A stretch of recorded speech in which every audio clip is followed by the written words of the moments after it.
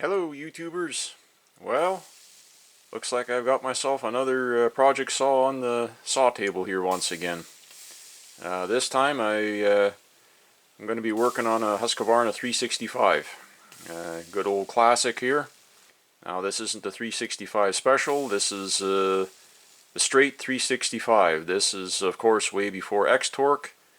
This is a 1997 model. I do believe these saws came out somewhere around, according to the IPL parts list from Husqvarna, somewhere around late 95, early 1996. And this was the second year production. This is, like I say, a 1997. I don't know the details on this saw specifically. All I know is it was, of course, a well-used saw. The owner claims that this was supposed to be a really good, strong-running saw. Just for whatever reason, got too old to use it anymore. Got put up on the shelf in the shed, and it's been sitting there for quite some time. This thing was covered in a good heavy layer of dust when I got it, and it's still dirtied from the way he put it away. Unfortunately, this saw, what I've discovered looking it over, is just about every external fastener on it is got severe corrosion or rust.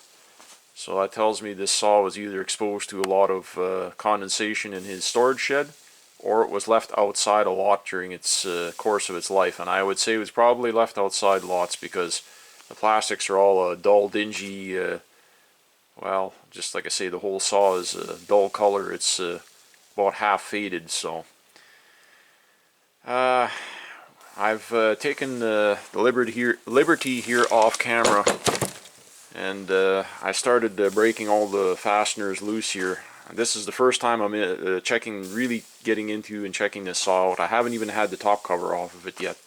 I don't know exactly what I'm getting. A lot of good saws die early deaths when they've been sitting too long somewheres, and if people go to start them or start them back up after you've been sitting in storage for a long time, or if you have a damaged muffler and you go find a good used or supposedly good used muffler somewheres, if it's got corrosion inside of it, do not use it. Two-stroke engines have a push and pull or a pulsing effect, and what will happen is if there's any rust or dirt or crud inside of a muffler, it'll get sucked back into the cylinder and you'll destroy top end. A lot of guys have wrecked good saws doing that, so this is no exception. I'm not going to be even trying to attempt to start this until I get the muffler off and see what's going on inside of there, and also see what the cylinder and the piston look like. Now, it has decent compression, but it doesn't have mad compression. He claims it used to have really, really good compression, and he says now he didn't understand it didn't have all that great a compression anymore. Well, I can tell you, saws that sit for way too many years or for an extended period of time, what will happen is the ring will get sometimes sticky or gooey with the old two-stroke oil, and or the cylinder can glaze up, and then they'll lose a lot of compression that way. I've had saws that I've bought where it's kind of a crapshoot. You don't know what you're going to get. Sometimes I've had some here who had very little compression, and they sold for cheap because people figured they were buggered up. For me, only to take them apart to find out that there was nothing wrong with them other than the ring was basically gummed up and stuck in them. I've taken a chance on a couple, and I've got them up into running order even though they're a bit low on compression, and within a couple of heat cycles the compression comes right back up in them. Others will not. Sometimes you have to pull the top in and break that glazing and give the cylinder a light hone, or just a light scuffing with a Scotch-Brite pad or a fine Scotch-Brite pad or something like that, just to break that old varnish in them to get them to well, sort of to reseat their ring again, so to speak, even though it's there's nothing wrong with the internal. Some of them are like brand new, just they've been put in storage for way too long. So this saw has been out of action apparently for quite some time, so like I say, I don't know. Now I went ahead, like I say, and broke some of the fasteners loose here. These muffler bolts here, I pretty much thought I was going to snap them off in the case here. To counter that, I took a small ball-peen hammer here and literally just gave them 4 or 5 good wraps on here. Not so much as to mushroom out the end of the bolt. You got to do this within reason, but I I do that with a hammer if I can a little bit to shock them, or to sometimes break that bite on the bolt, or the old corrosion between the metal and the aluminum or magnesium case. That's what'll happen. Now, unfortunately, you can't get into the internal cylinder ones here inside the muffler where they bolt up to your cylinder exhaust flange.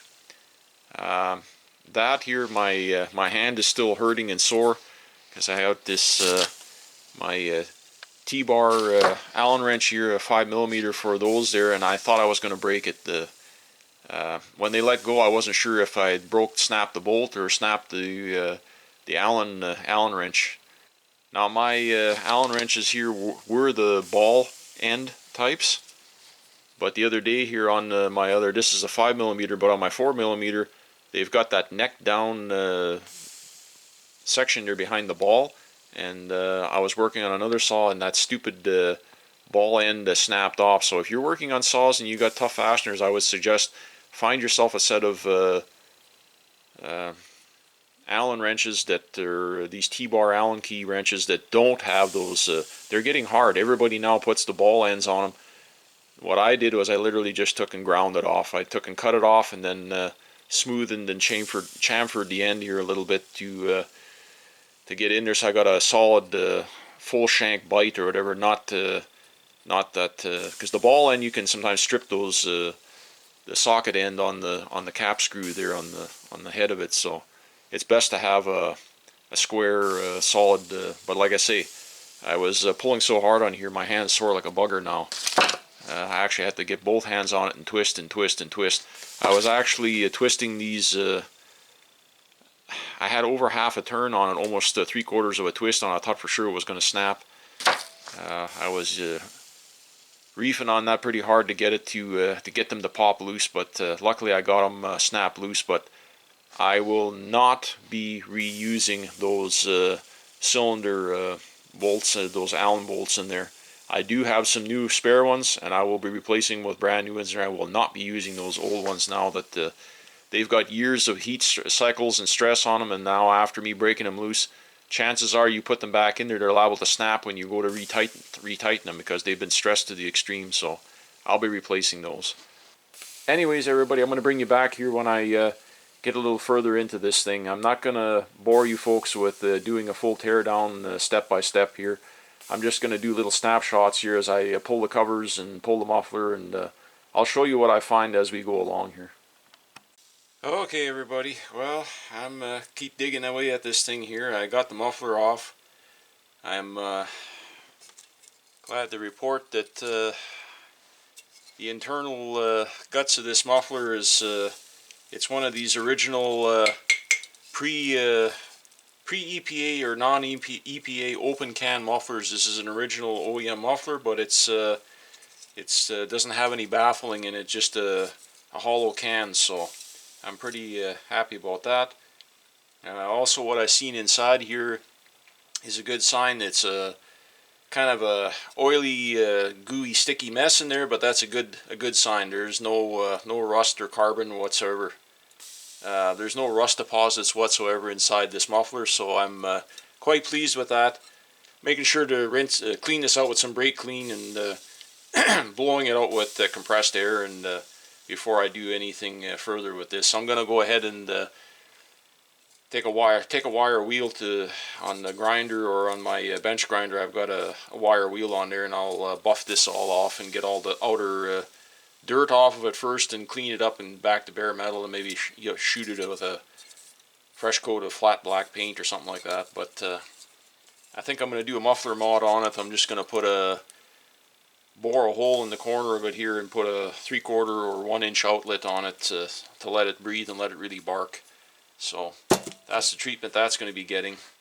I went ahead and had a look there at the front of the piston. Unfortunately, that's the exhaust port, because it was his muffler was full of oily, greasy old goodness or whatever in it. Is also his exhaust port has quite a bit of heavy carbon deposits and buildup, and like I figured, probably at some point, not recently, but at some point a long time ago, I can see where there's a little bit of, not horrible, just a tiny little bit of carbon scoring on the front of the piston, and a couple of tiny spots.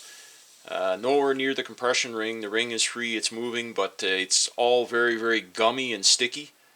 So at this point I'm not sure. I might just go ahead and pull the top end, get a little further into it, and just make sure that if there is anything that I can't see with any aluminum transfer, I want to clean it up off that cylinder.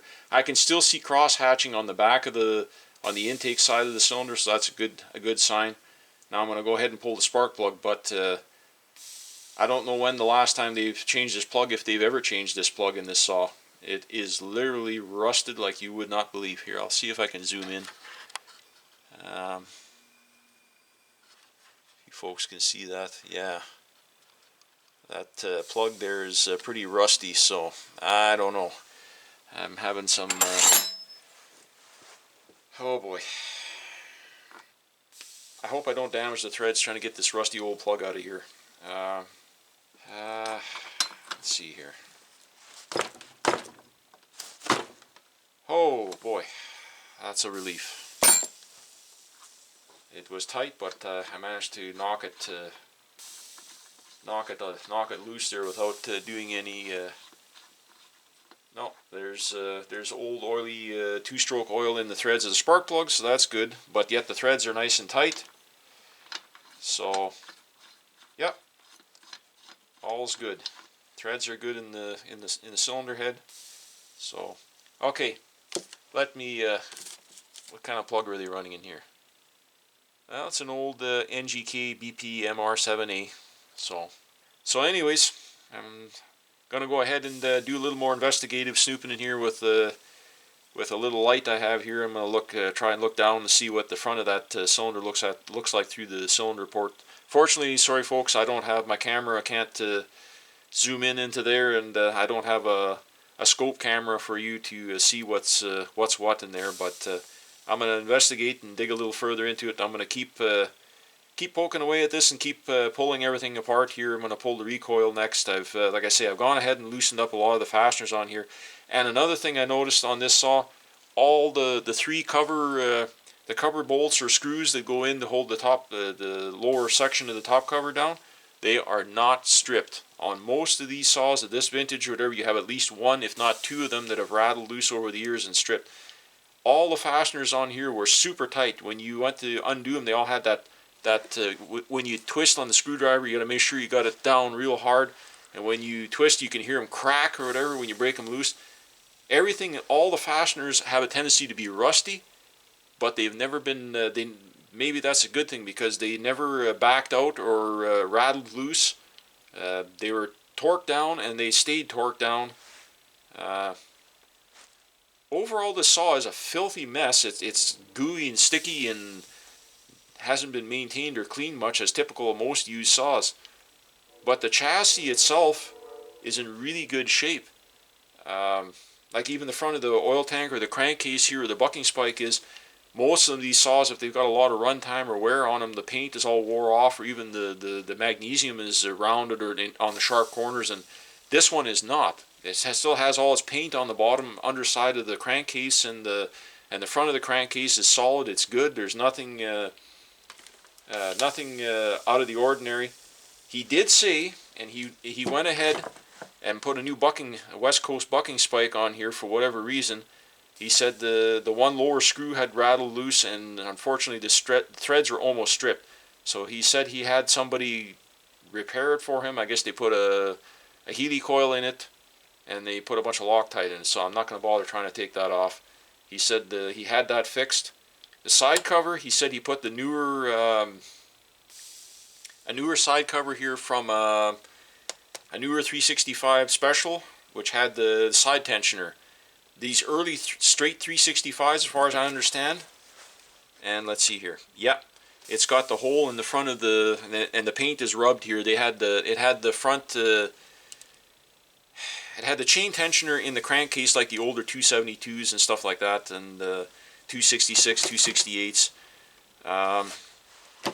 They had two. When they came out with the 365 Special, apparently they upgraded them and they went to the side chain tensioner in the side cover here. Now you could convert them, and that's what they did here. He took the chain tensioner out of the crankcase, and he put a newer chain tensioner, got a newer side cover from a newer 365 or 372, whatever. Because this is a fairly new one. As far as I understand, this is an OEM cover, but it's not a very old cover, or it hasn't seen much use anyways. So, but anyways, we're going to continue on here. I'm going to keep poking at this, and we're going to see how much further along I can get into this. So anyways, bring you back again here when I get a little further into it.